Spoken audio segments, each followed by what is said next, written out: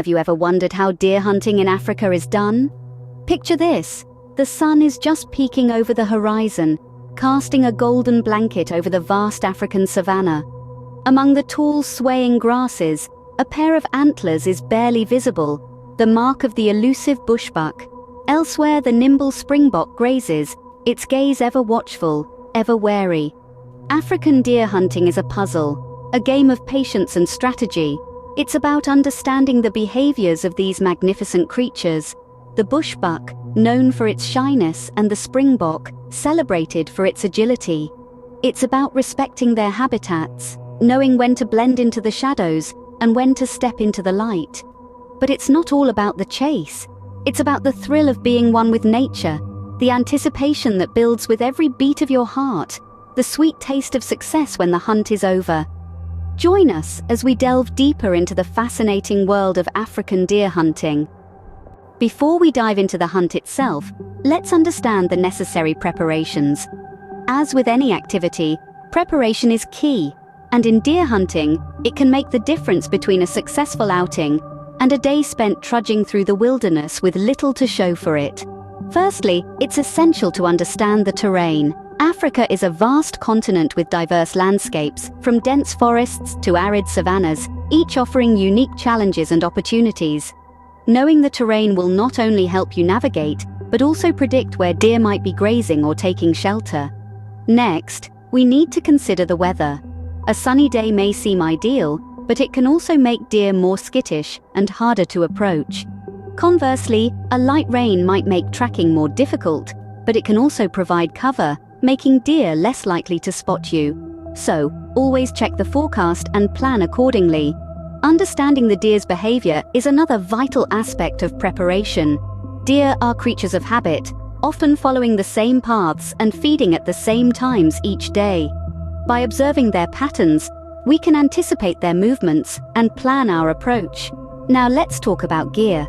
Your choice of weapon is paramount. Whether you prefer a rifle or a compound bow, ensure it's in good working order and that you're comfortable using it.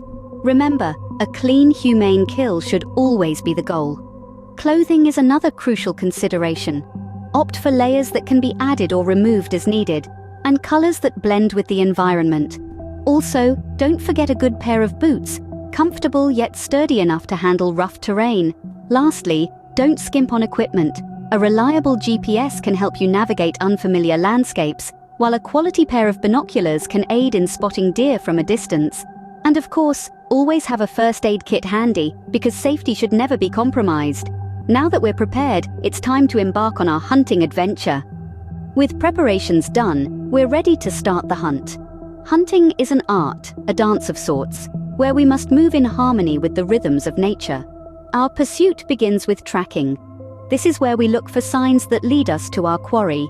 Deer tracks, droppings, rubs, and scrapes are all clues that tell us a story about the deer's habits, their paths, and their timings. Tracking is like putting together a puzzle, each piece leading us closer to the picture we seek. Next comes the stalking. This is where the thrill truly begins. The heart races, adrenaline courses through your veins. Your senses are heightened, alert to every rustle of leaves, every snap of a twig. But remember, we're not the only ones tuned into the symphony of the wild. The deer too are listening, watching, smelling. Their senses are sharp, honed by eons of survival instincts. This is where stealth comes into play. We become shadows, blending into the background, moving with the wind, using the cover of the vegetation and the terrain to our advantage. Every step is deliberate, every breath calculated. Hunting is not just about the chase, but also the wait. Patience is key, and finally the moment arrives. A deer steps into sight, its coat gleaming under the dappled sunlight, its eyes alert, ears twitching. This moment is the culmination of all your tracking, all your stalking. Now, it's all about precision. A hunter must know when to hold still, when to draw the bow, and when to release the arrow. Precision is not just about hitting the target, but also about ensuring a clean, humane kill. This is a matter of respect for the animal, for its life, and for the hunt itself. The wait, the chase, the final shot, they all come together in this defining moment. The bowstring twangs, the arrow flies, and the hunt reaches its climax. With a deer in sight, it's time to make the shot. The moment of truth is here. It's time to take the shot. A deep breath, the weight of the rifle in your hands, the anticipation building. This is the culmination of all your preparation, the decisive moment that defines the hunt. But taking the shot is more than just pulling the trigger. It's about precision, timing, and ethics. First, let's talk about aiming. Your aim needs to be spot on. Remember, you're not just trying to hit the deer, you're aiming for a specific part of the deer. The heart and lungs are the most humane targets, ensuring a swift, clean kill. This is where your knowledge of deer anatomy comes into play. You need to know exactly where to place your shot for maximum effectiveness.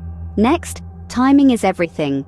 You've tracked the deer, you've positioned yourself perfectly, but when exactly do you take the shot?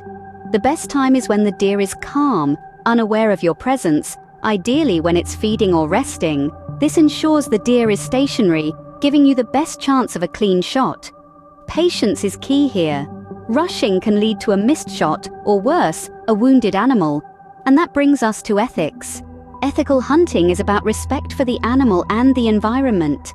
It's about ensuring a quick, painless death for the deer and not leaving any wounded animals behind. A clean shot ensures that the deer doesn't suffer, and it also makes sure that the meat is preserved in the best possible condition. Remember, hunting is not just about the thrill of the chase or the satisfaction of a successful hunt. It's about being a part of nature, about understanding and respecting the animal you're hunting.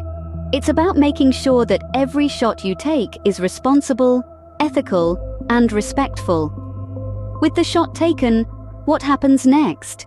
A successful hunt is just the beginning of the process. Now that we've experienced the thrill of the chase and the satisfaction of a successful shot, let's delve into what comes next. The first step after a successful hunt is field dressing. This involves removing the internal organs of the deer to prevent bacteria from spoiling the meat. It's a delicate process, requiring a steady hand and a sharp knife. Remember, the goal is to preserve the quality of the meat and ensure nothing goes to waste. Next comes transportation. Depending on where you are in Africa, you might need to hike a considerable distance or even charter a small plane to get your deer back to a processing facility. It's crucial to keep the deer cool during this stage to avoid spoilage.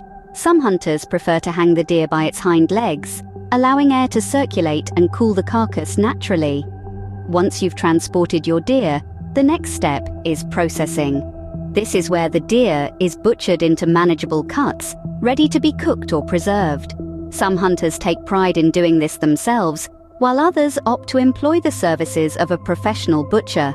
Either way, it's a fascinating process, revealing the bounty that nature provides. But let's not forget the laws and regulations that govern hunting in Africa. Each country has its own rules concerning hunting seasons, bag limits, and the types of weapons allowed. It's essential to familiarize yourself with these regulations before you set out on your hunt.